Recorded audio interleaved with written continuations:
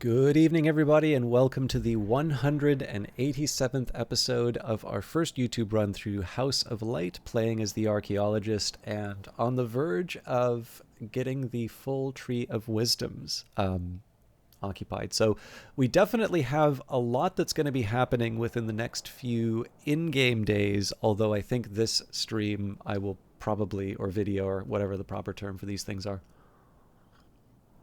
I think I'm most likely going to just sort of touch the surface. So we're going to be opening the last room before I do the vaults. So it's not that the vaults have a special status in the game, it's just I wanted those to sort of be the last ones in the house. I believe by the end of today I should have access to 2 new treasures of the house, which I will follow up on. We will be leveling up Pearl and Tide, which means I'll be committing some things to the Tree of Wisdoms.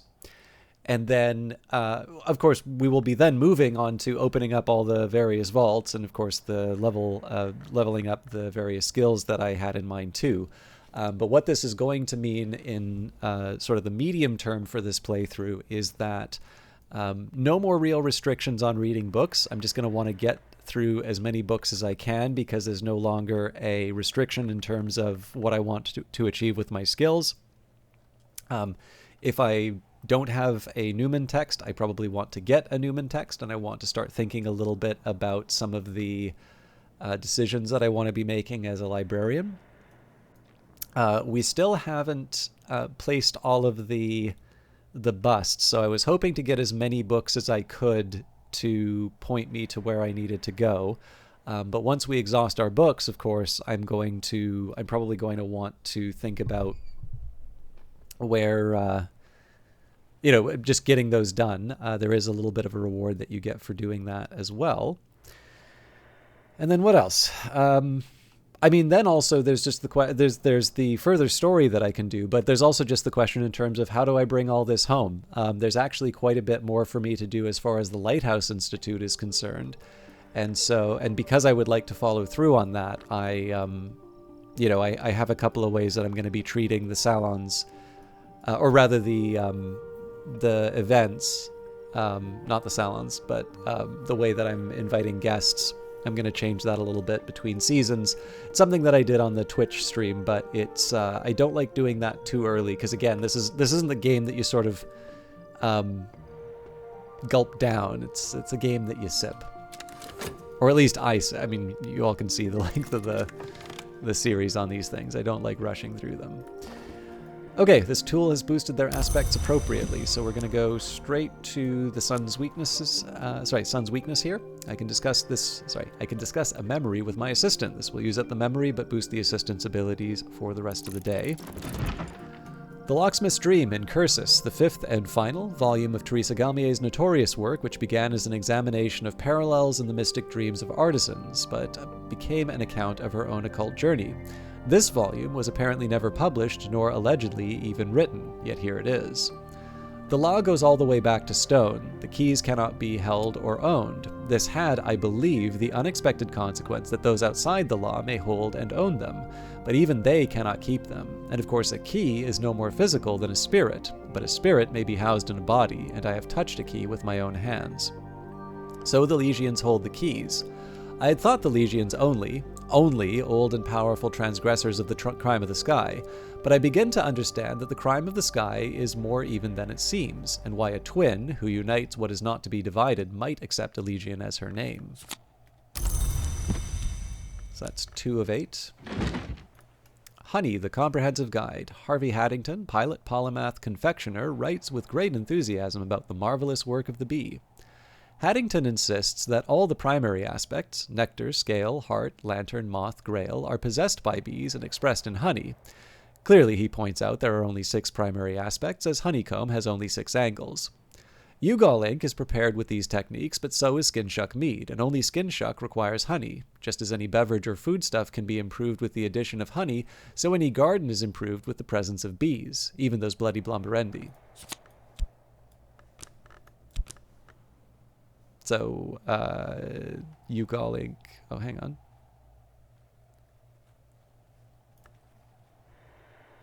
Okay, so it would be insects and nectars.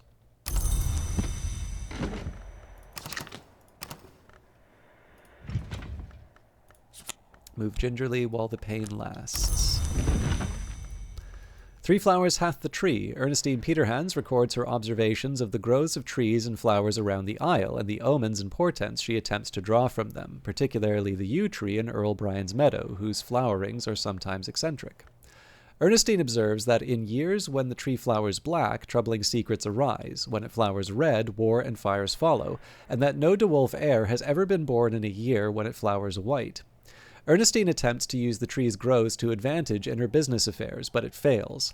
She is evidently very concerned when Hendrik de Wolf's grandson, Giles, runs off with a pale trollop Haffren in a year when the tree flowers white. She begins to fear she has entirely misinterpreted all the relevant omens. She is deeply concerned for the continuation of the de Wolf line and prays for Giles' return.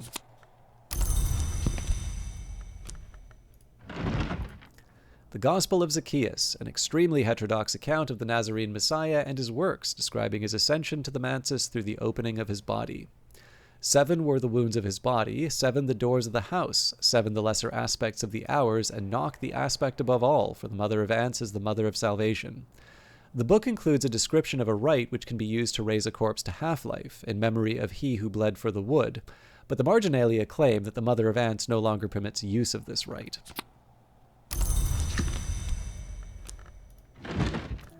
The Deaths of the Moon, a historical tract on various forms of survival after death. When the heart no longer beats, the Grail may keep the spirit in the body, and an appetite is indicated to sustain. Alukites are the best known, but not the only of this nature. This is the waning moon mode. The full moon mode is the intensification of one element of the soul to the point where the ordinary sustention is unstable. Our protector, the generous of hosts, began of this nature, and its generosity remains ungentle. It is possible for the body's health or the heart's core to outpace the other elements, so that a static mode becomes impossible and growth proceeds in dramatic stages until balance remanifests. And the Book of the Centipede. In the mid-1860s, one Madame Yee presented an entertainment based, she claimed, on this book. The centipede always found her way into the dark places. When she was punished for it, she reacted badly, in the Mansus as in Maya.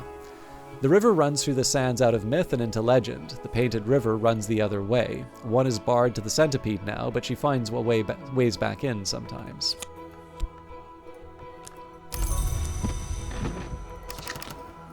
So before we go any further, let's figure out how we are going to level up Pearl and Tide. So we've got 1, 2, 3, 4, 5, 6, 7. So in this case, I can choose to give up the Occult Scrap or the Old Wound. Old Wound is slightly easier for me to restore, so I'm going to use that one. Although, again, I shouldn't be scared of using the Occult Scrap. The difference here is that if I want to get the Occult Scrap back, I'm going to need to read the paper. And if I read the paper, I'm not going to be able to open up the deliveries. So, and of course, I've also got other lessons that I want to take care of as well. So this is more about crowd control rather than specifically wanting to avoid the use of the Occult Scrap. This is one, overall, I say this almost every run, but basically one challenge I encounter is that I really am very tight-fisted when it comes to sort of memories and lessons, and just generally I hoard too much stuff, even though the game does obviously encourage you, hey, you know, only the furniture is unique in Brandkrug, everything else is, you know, easy to get. But you know, I developed my habits. I found for Cultist Simulator a lot of my unusual or eccentric habits. Well, eccentric and unusual, same thing. But basically, a lot of the strange choices that I make in Cultist Simulator very often reflect some of the features of the early, like the alpha and the beta versions of the game. Book of Hours is less about that, although in some cases I do still sort of bear the stamp of some of the early play that I had. And this is one of the reasons why I like changing up how I play. It can be, it can just be fun to try new things, but number two, it's harder to get stuck in a particular way of playing when you're sort of communicating a character's personality through different choices that you make. But yeah, I do, in a lot of cases, I kind of like, really what I like doing is I like preserving the option as much as I can. So, of course, this is why I'll be somewhat reluctant to commit something to the Tree of Wisdoms, especially before, say, one of the languages, because I know the languages with the exception of giving you some improvement in terms of being able to read certain texts, the languages aren't as useful as, say, something like Horns and Ivories. But of course, what it means is that I tend to have these really slow starts to my games, which aren't really necessary. Anyway, let's think about next steps for these lessons. So I think I had said, let's do Meniscate Reflections here, especially because I can take advantage of the regret.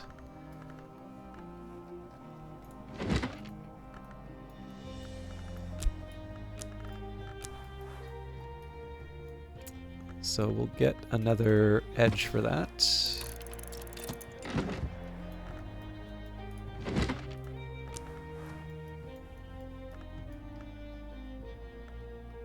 I'm trying to remember where we were. Right.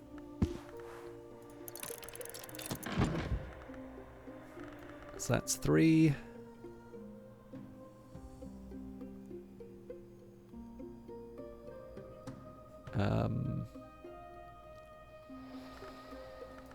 I'll get a pattern.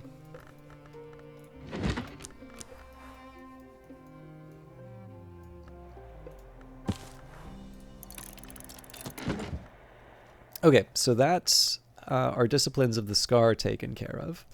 Now, glass blowing and vessel crafting.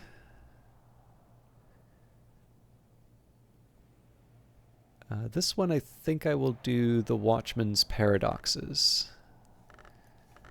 So that's Lantern and Sky. So I'm basically obligated to use Faust at this point because, excuse me, the winter is the winter's already used.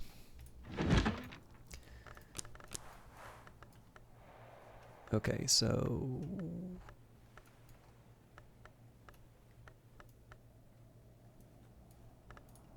Foresight works. I'm going to just start from the beginning with Vincennes Minglings.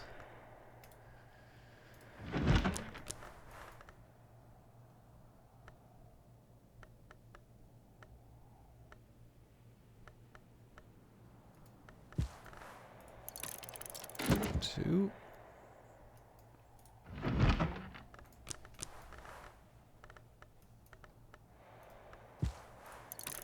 Three.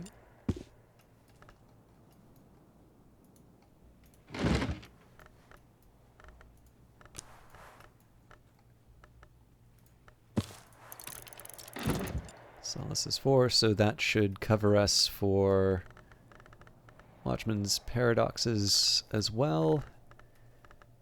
And I believe I said we were going to do wolf stories for Coil and Chasm. So we'll set aside a health there.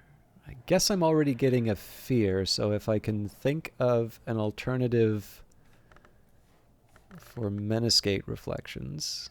Because the problem here is I'm already using the Foresight, so...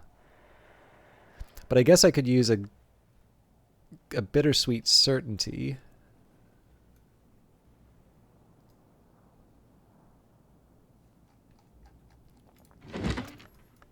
The other problem is that all of this is going to be far down the road, so I think it's kind of academic at this point. But we can at least read the Black Book of Brittany. Okay. So I'll let these all sort themselves out.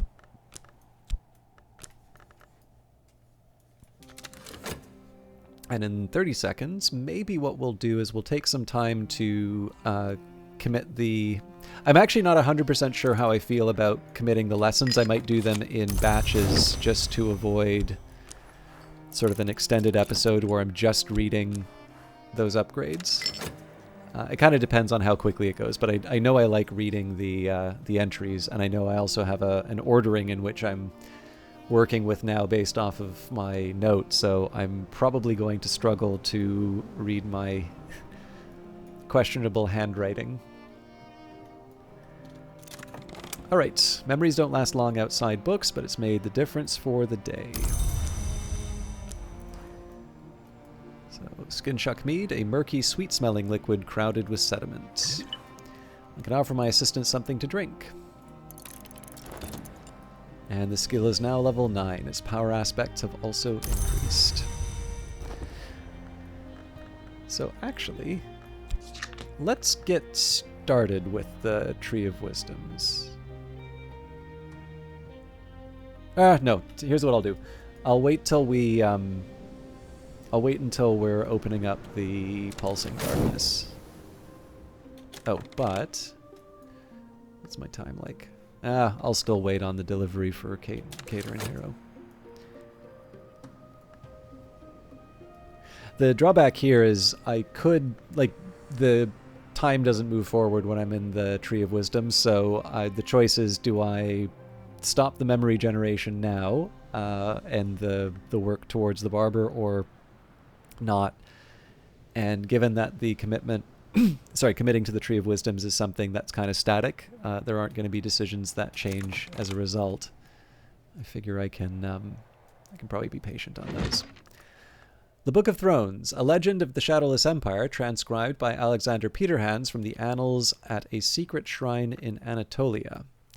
In the first and greatest history, a subject of the Shadowless Empire of Persia travels to the west, to the kingdom of the Persids.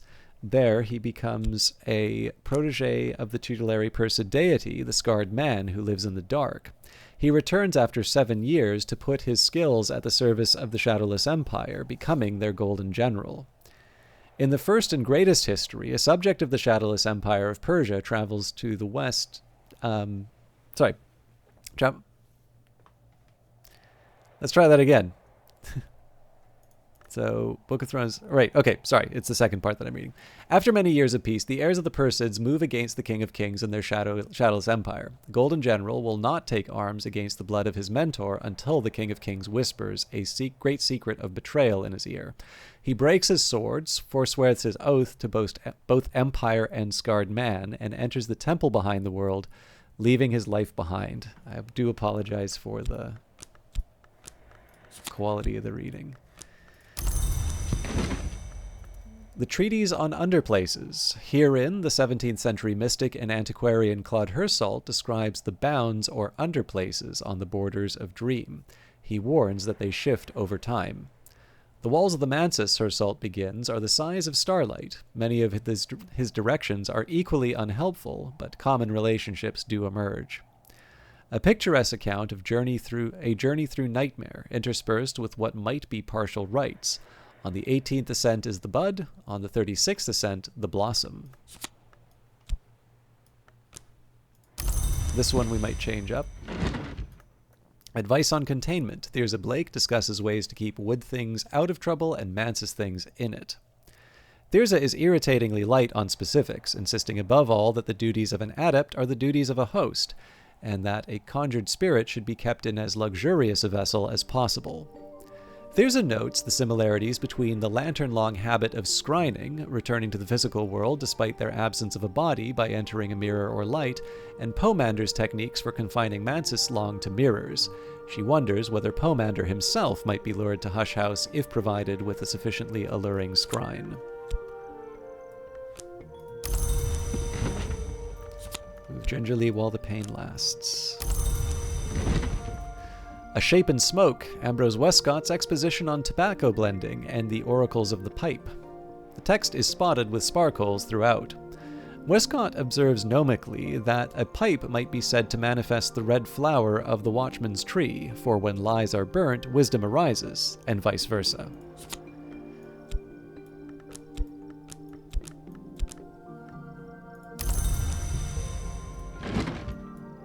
Apollo and Marsyas, the libretto of a lost opera concerning the contest between Apollo and Marsyas and its tragic outcome. The librettist is identified only by their initials. In the original myth, Marsyas lost the musical contest and was flayed by Apollo, who later regretted it. In this version, Marsyas' skin has a further history. The skin of Marsyas gives oracles and is later smuggled to Phrygia, where the priestesses of Cybele use it for a drum. At the climax, the striking of the drum drives would-be violators of the priestess to suicidal madness. The opera ends with a wistful hymn from the youngest priestess on the beauty of mountain pines.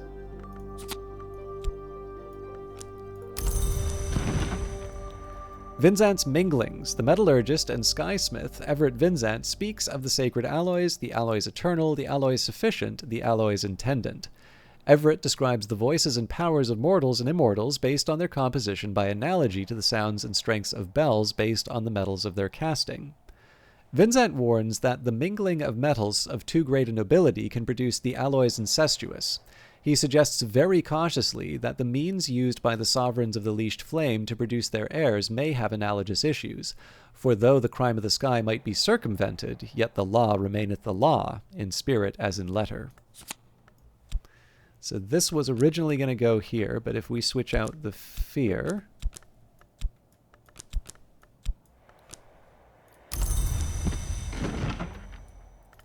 Traveling at Night, Volume 2, The Annotated Dream Journals of Christopher Olopoli, sometimes called the only readable occultist. Literate, entertaining, bewildering. There is an extensive discussion of the comparisons between Olopoli's own dreams and those of the Emperor Elagabalus, who Olopoli regards as a dupe or avatar of the sun in rags. The white is west of the world, Olopoli remarks, and winter does not wait forever. Elagabalus found his way to the White Door at last, thankfully. Speech can't pass the White Door, and honestly, Elagabalus never had anything very interesting to say. I tried to follow in his footsteps, but I never learnt enough of the White. I suppose I'm thankful for that too, but here's what I do know.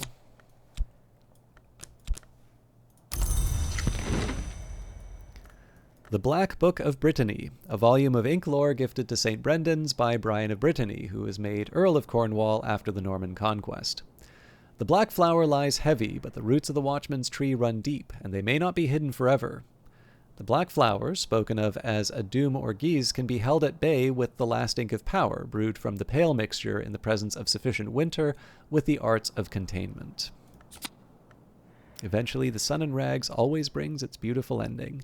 So the drawback here is I don't think I actually need the bittersweet certainty anymore. But let's just see how we can realign this. So again, we were going to do Watchman's Paradox, Menascate, Reflections, and then we're going to put some points into Wolf Stories. And the drawback here is if you... Oh no, hang on. So if we take this contradiction out... But then the question is, what's the forge and edge that I give? And I'm back to the same problem.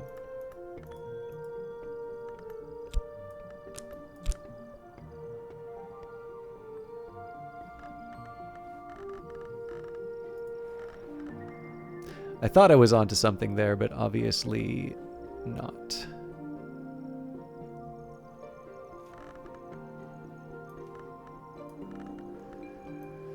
But that's fine. We can definitely work with this.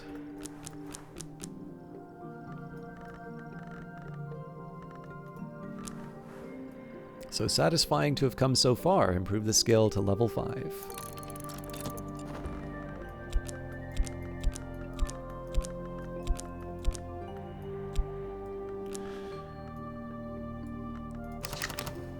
All right. So because I'm putting the effort into Wolf Stories, we can get a hindsight. I'm partly prioritizing hindsight just because I haven't used it that much.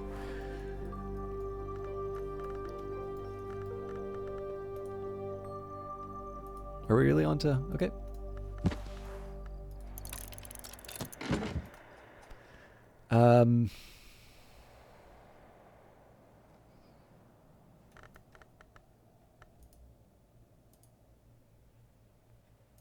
Yeah, we can do Victory of Crowns again.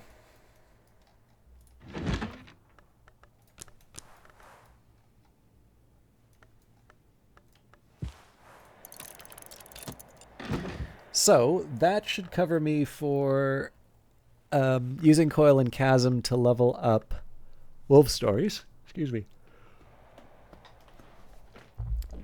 This is normally around the point I would say, hey, maybe I should start putting some points and putting some effort into A Tower Rises, but unfortunately for that, I'm going to need to use the talk verb, and by the end of all of that, I'm going to be out of time. So we'll do A Tower Rises tomorrow. What I am going to do though is bribe the chickens.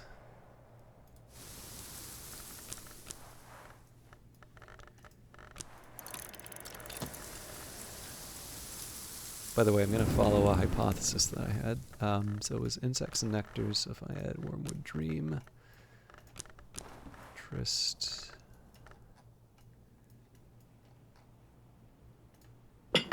That was worth a shot.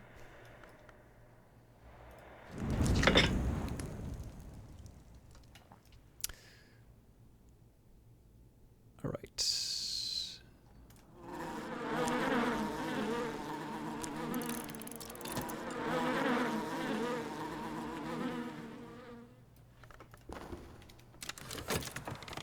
Down to the Grussians. This has boosted their aspects appropriately. Now, if I wanted, I can farm the Barber for memories, but there isn't really a need for me to do that. So in this case here, I'll open up the Pulsing Darkness. If the Isle had a heart, we would hear its pulse.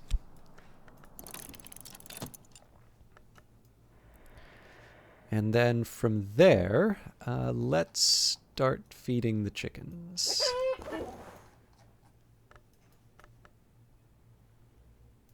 I'll also take care of the Stimfling, but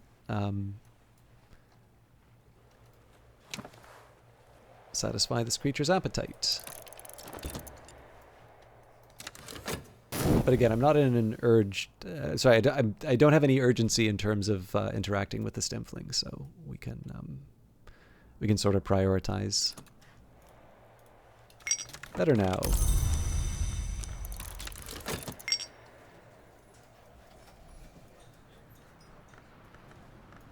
So yeah, we're close enough in terms of getting the levels that we need. I might as well use the existing lessons that I have, and then for the next episode, or some point in the future, I can get the commitments done. The skill is now level 5. Its power aspects have also increased.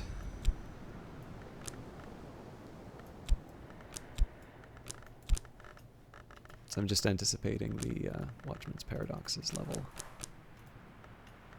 I mean, if I want to hang on to the sunny day just in case for whatever reason, I guess I can do that.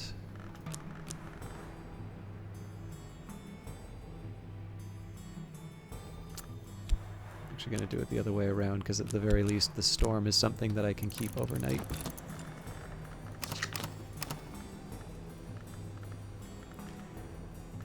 And again, we'll use the so what I should be considering here is that basically I've got 4 elements of the soul to play with for the rest of the day. Even less now that I'm going to be playing around with them. So let's do Pentiments and Precursors.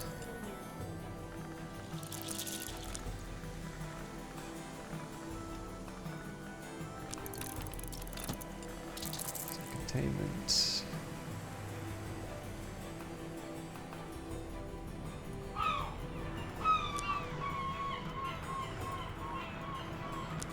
Scary Stories.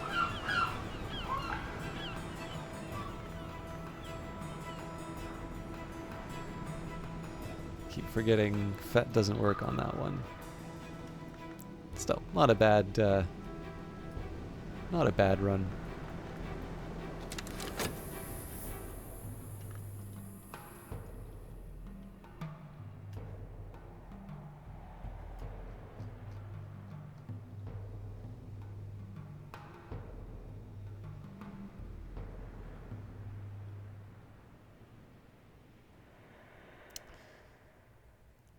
I'm also trying to think, so we've got what I'll say, in general, we should consider ourselves as having sort of 3 open shells. 3 open shelves. So I probably want to put some thought into how I want to reorganize the library. I'll worry about that later. Let's read the books, and then we'll read the new area. And then we should be good to wrap up. The skill is now level 5. Its power aspects have also increased. Ettery After, an anonymous erotic novel occasionally claimed to have been written by Ava de Wolf, although at least 2 duels were... Wait a minute, we read this before. Sorry. I thought it was weird that we're on to Ettery After again.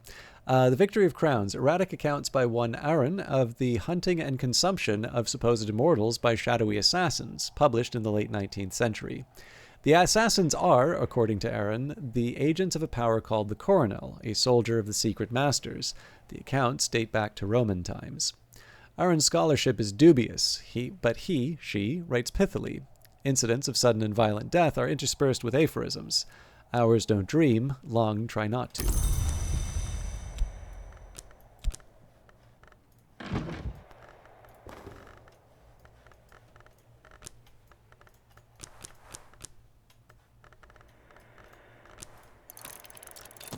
All right. That's taken care of. Finally, we have got a new room. Oops, sorry about that. Shrine to Saint Tentretto. The Carapace Cross, the hybrid race who in their many kinds were winged, legged, eyed, bright, dark, scaled, feathered, chitinous, and us?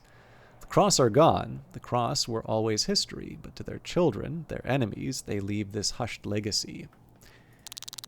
And Saint Tentretto of the Deep Door, who is 4 times winged, for the Schimifectra kind, the Gladerflog kind, the Thriddage kind, for the kind within. Accepts Moon, Moth, Knock, and Scale. Soul, Skill, and Memory, like everything. Devotion is Element of the Soul, Memory, Blank, and Cooperative. Whereas Remembrance is Memory, Liquid, and Cooperative. All right, on that charming note, we are in a pretty good spot. So in terms of overall priorities, I want to complete the various tasks that I lined up. So in terms of taking care of the Tree of Wisdoms, that'll be a minute away. I'm going to try and talk to the Stimfling if I can. It's not like an urgent requirement, but I would like to make some. I'd like to make some good progress on, just my overall reading and lesson ambitions. I think Monday's episode, if I can, I would like to dedicate some time to committing things to the Tree of Wisdoms, and then I do also want, while I'm in the Tree of Wisdoms, I also want to try and follow up on the, I want to try and follow up where I can on the